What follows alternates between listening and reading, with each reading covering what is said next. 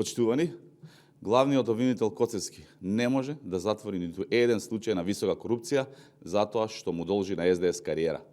Главниот обвинител Коцевски не е самостоен во одлуките, тој секогаш ја има тежината од СДС врз себе, затоа што тие го спасуваа во собрание.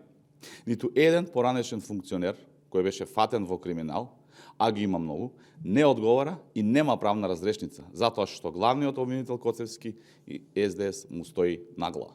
Срамота е како главниот обвинител Коцевски смирено ја прими пораката од СДС во собрание, со штитот или на него, и не се обиде ниту да ја осуди или да се огради. Фрапантно е како може главниот обвинител да игра по нотите на политичка партија.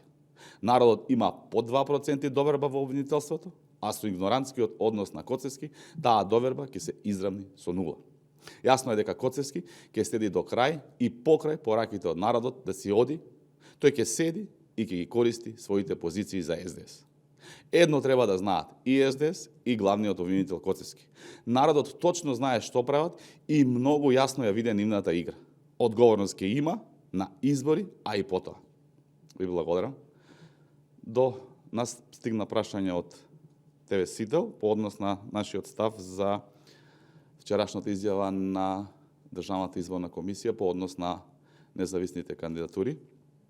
Она што сакаме да го истакнеме е дека ставот на ВМРО ДПМН беше преточен во законско решение, предложено во собранието.